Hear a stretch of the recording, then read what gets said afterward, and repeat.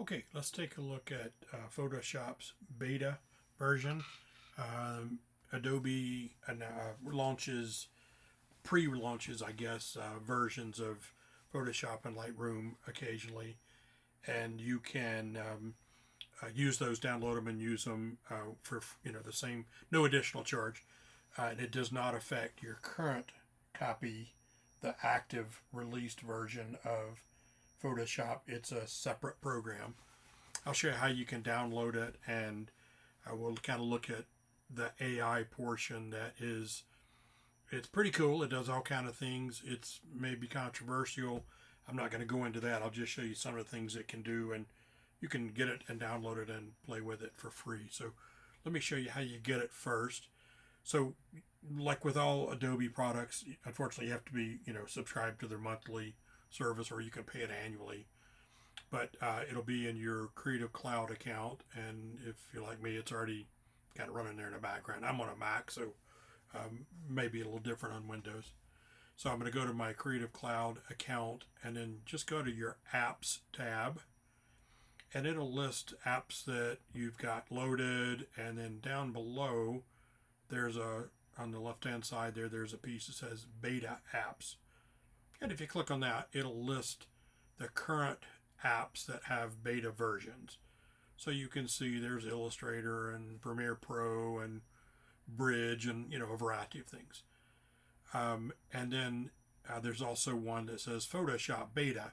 It's at the top because I've already downloaded it and I've done the update, so it's up to date. If you have not done that, then instead of saying open, you'll see one that says install.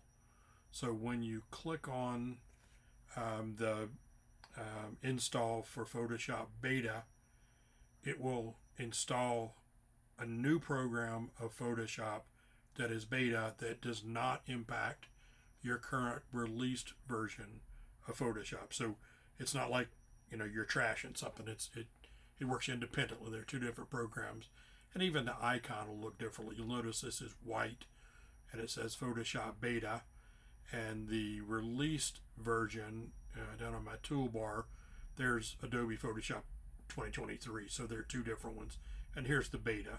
So it does not contaminate your existing released version. So once it's downloaded and installed, just keep it up to date. They do a lot of updates for the beta. I don't know, every couple of weeks you'll get a new update because there's still lingering issues with it. So if you want to play with the Photoshop beta, go ahead and do it that way, and then just make sure you check for updates periodically, and it'll update for free as well. You just have to tell it to. Okay, let me show you some of the things that it'll do. This is by no means a complete listing of the things that beta brings, but it's kind of cool. There's some neat things in there. Again, some people don't want to acknowledge that AI exists or don't want to use it, and that's cool. And I'm not suggesting that you should. I'm just showing you some of the things that it can do. So there's really, I'm going to launch it while I'm talking. Really, there's two categories of tools that are part of the Photoshop beta that will eventually work themselves into the released version. I'm just going to grab a photo that I've been working on before. This was Scotts Bluff Monument down in Nebraska. So this picture, let's say that I wanted to use it as a thumbnail for a video or something like that, and it needs to be 16 by 9. Let's just say. So I'm going to go over to the crop tool, and I'm going to choose the ratio, and I'll choose 16.9 by 9. So you can see, to make it 16 by 9, I'm going to lose top or bottom because that's the way it is, right? My camera doesn't shoot in that. So I have this is where I'm going to use the AI portion called Generative Expand. So you can see the crop tool, it shows what's current and it shows what's going to be cut off top and bottom. I'm going to hold down the Alt button on Windows. I'm going to do Option, and on Windows I believe it's Alt. And then I'm just going to grab the expander, and it'll keep it in proportions. So as I raise it up, it's going to keep constrain the proportions. So what I've done is I now have my crop is outside of the boundaries of the existing photograph. So these black bars on the side, either side, there's nothing there, right? They're just black. There's nothing there. So this is where the AI portion comes into play. I've told it up top that my ratio that I want to be a 16:9.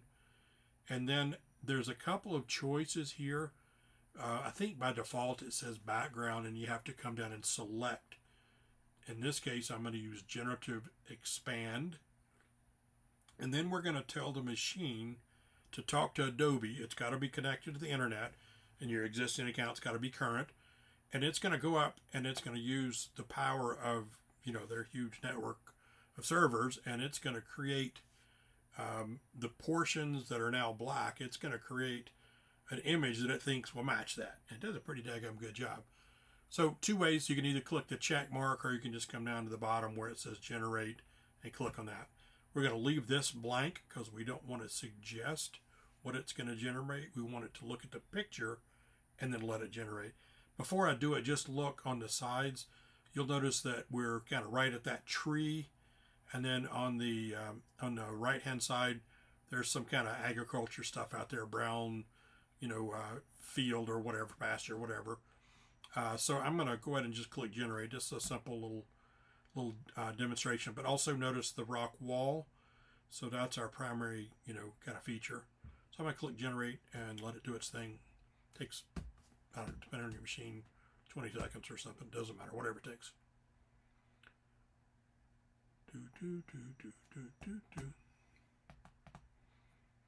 Okay, so it's just about there. As it creates it, it's like, holy cow, did it do anything? And then you go back and you look, and you remember the edge used to be right through that little pine tree, and it used to be very close to this agricultural field.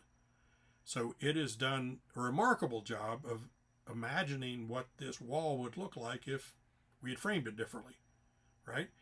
But not only does it do that, it gives you three choices. So there's 1, 2, and 3, where you can just use the little arrow button here.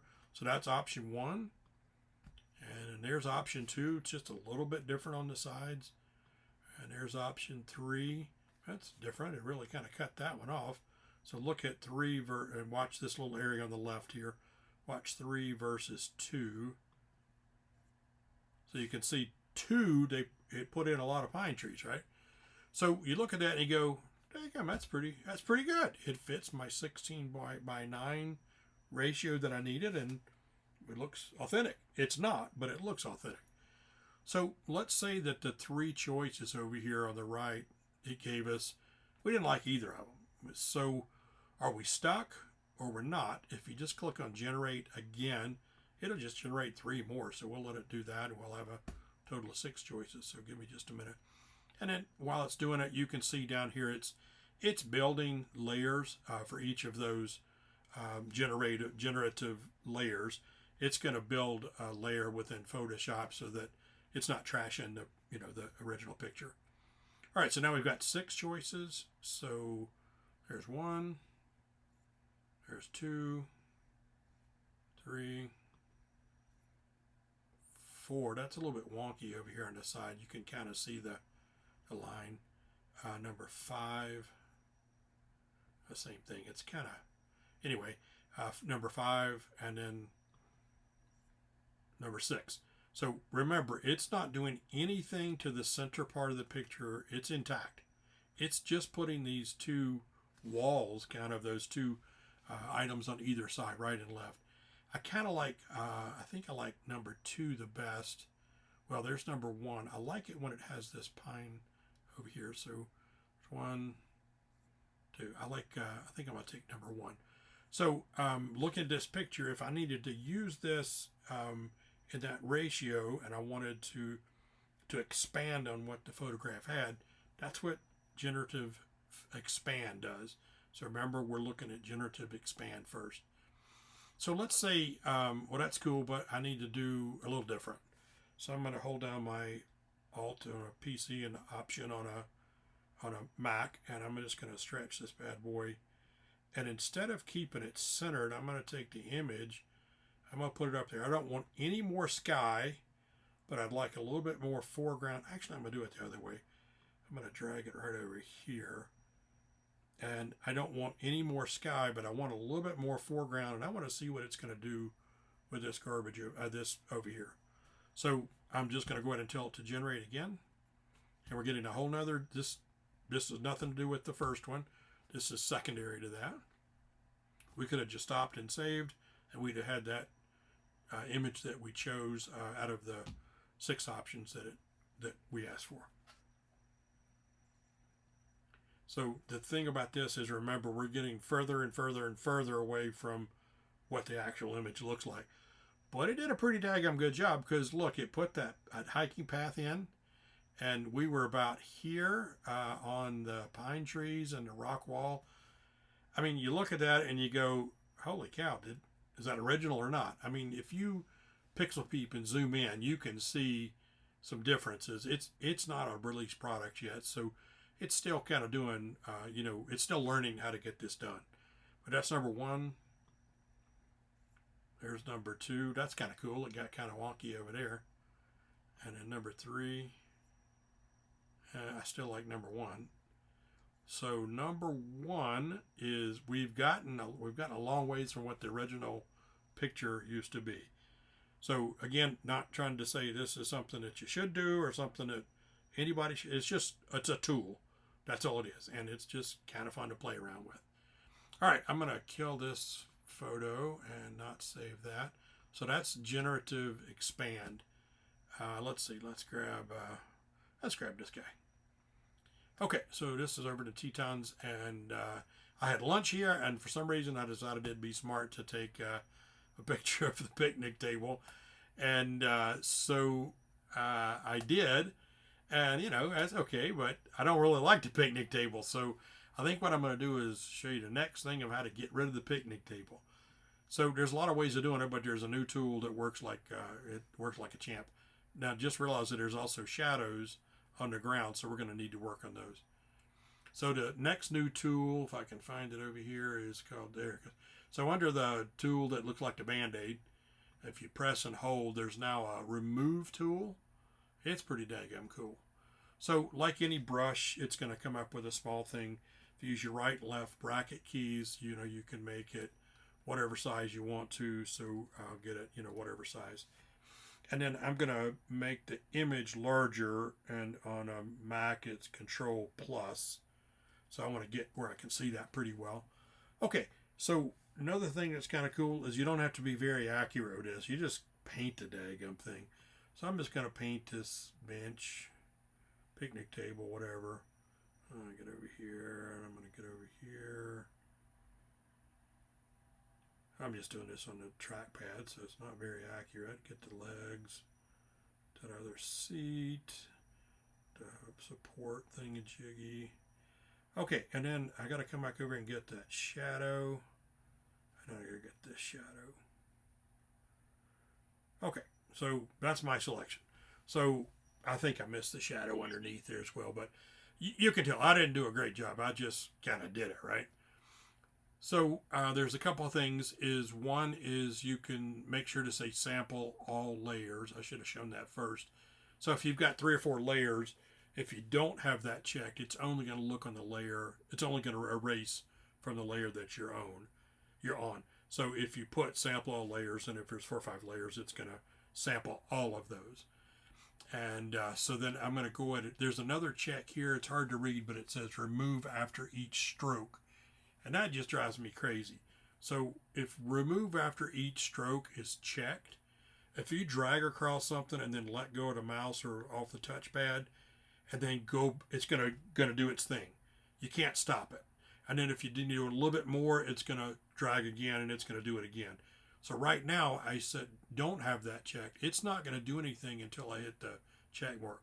So you notice right there is a little piece that I missed, but I'm going to go ahead and click the check mark, and it's going to use the Generative AI remove tool now, and it's going to do its thing. So I'll go ahead and click on that bad boy. We'll just let it run. It takes just depending on how complex it is, it's not going to be that long. And notice I did miss couple of places. So sometimes it's pretty good about finding that and deciding that I was dumb and should have done a better job. We'll see.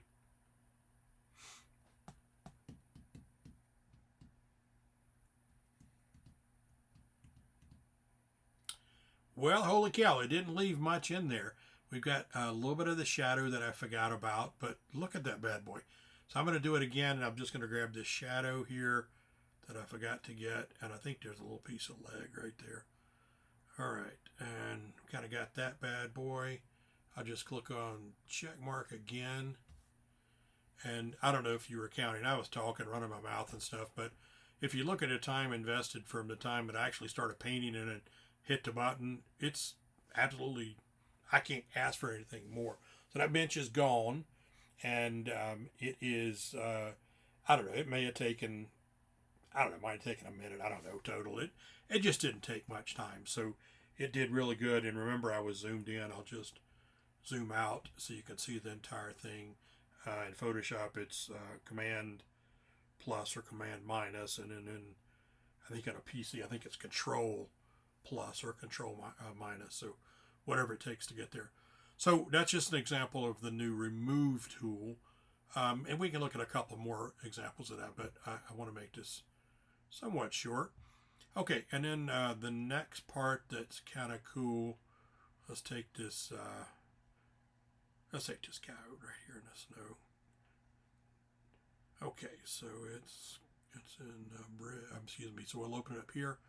All right. So again, we're in photo beta. You can see it up on the top there, and you know, Photoshop, it preserves the last tool that you chose, so it's in this stinking remove tool mode. So you can just click anything you want to get rid of it, and it won't be there. So the next thing we're going to use is Generative Fill. So that means it will fill in the selected area with whatever you choose. Okay, and when I say whatever, I'm pretty much mean that.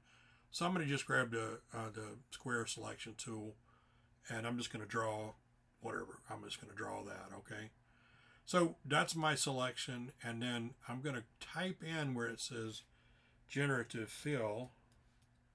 I'm going to just put in Coat and see if we can get the Coat. So I'll go ahead and click on Generate, and it's going to spend a little time, and it's going to put something in there that constrains to that selection size.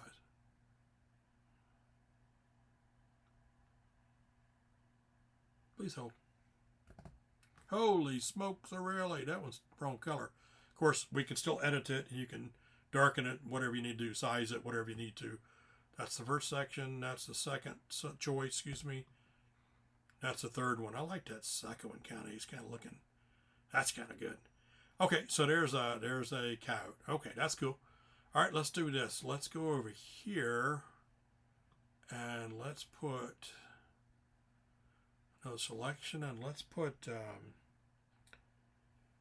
moose in there. Why not? I mean, we got to do it. Why not?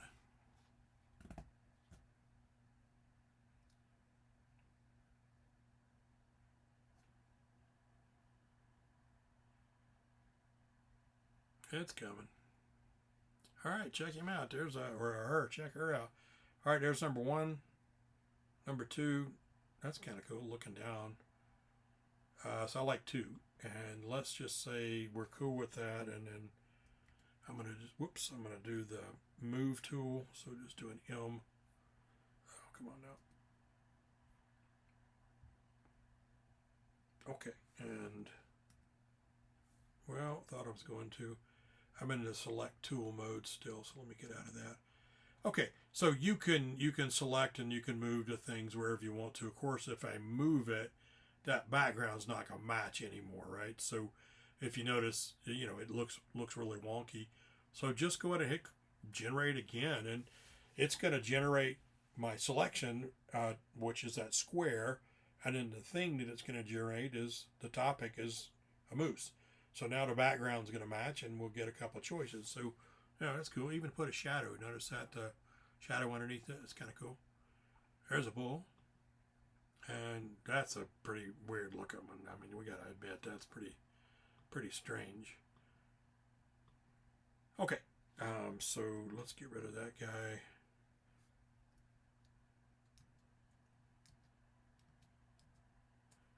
so I don't want that. Deselect that guy. So let's see. Let's do another selection. And it's kind of weird. It's kind of fun to play with it, but I'm going to put vertical like that. Oops, sorry. I got to get the selection tool. So I'm going to put a vertical selection kind of like that. Okay, so this, to try and stay authentic for Custer State Park with a little bit of snow on the ground and 2 coyotes, one real, one fake. I'm going to put a lighthouse in there because, I mean, there's not one down there. So you kind of think you might need one. So it should give us a couple of choices of lighthouse. And remember, these objects that it puts in, they're editable. So, I could make, where it's red, I could make it blue or green or whatever, just like any other piece of Photoshop. You can do whatever kind of editing you want. That's kind of wonky. And then let's just refine this a little bit. I didn't like either of those. So I'm going to put, I'm going to make it I don't know why, a green lighthouse. It may not get the color. It's still kind of a work in progress, how it works. And it's been out for maybe 6 months, and we're in version 25, and I think it started with like 19.1 or something. So there's been a heck of a lot of different ones. So it did take in the color, so that's kind of cool. Okay, and instead of that, let's make it let's make it a windmill. And we'll generate that bad boy.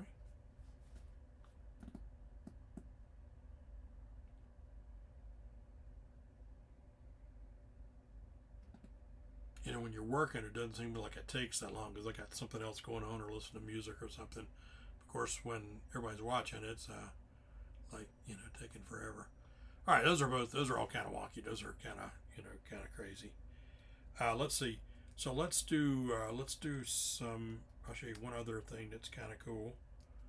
Get rid of these things here. I don't need those. There we go. Don't need that selection anymore.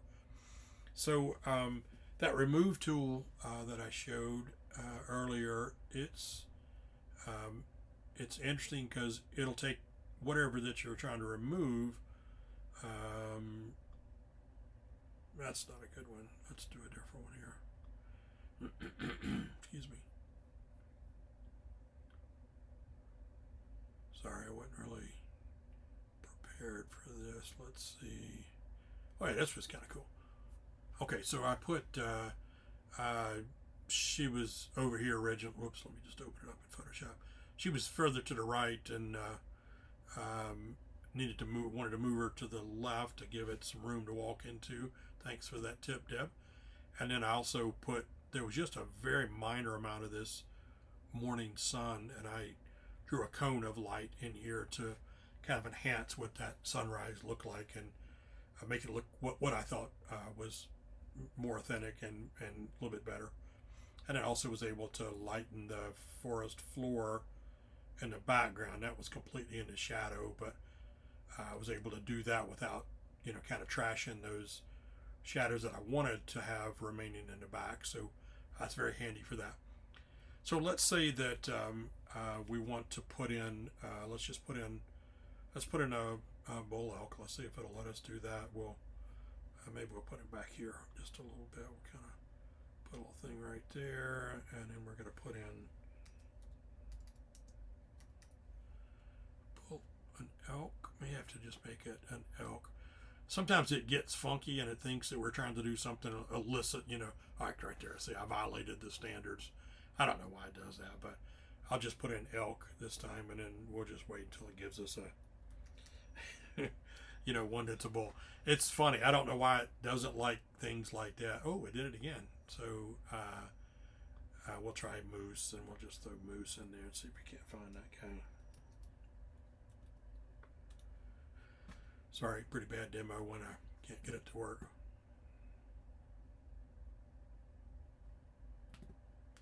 In this beta phase, there's some restrictions, and I don't know why, but it won't let you specify the gender of the animal. If you put cow elk, it doesn't like that, so I didn't know if it's going to do it for moose or not. Okay, so we got a bull moose, and we got a big old honking bull, and we've got another one. Let's just generate again, see if we get maybe a cow moose to go with the cow elk. If not, we'll take one of those bulls.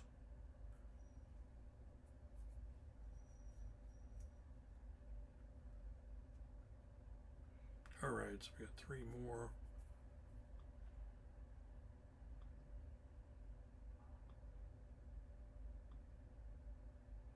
I'm gonna go with number 1 and just call it or number 2, excuse me. Okay, I'm just gonna go with that guy, and we'll go to our move tool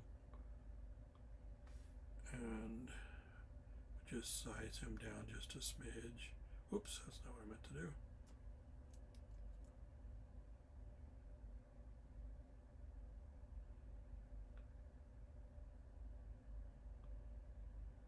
Well, I'm having issues here. I'm off on an item I'm supposed to use, and I'm using the wrong one. Yeah, let's don't worry about that. Let's just look at the generative fill. So if I'd made my selection, I can size him down. I'm just having an issue right now with which button press. So I'll do another one right here real quick, and we'll just make it a little bit smaller. It should be larger than the little cow elk, but not as big as the other one is there.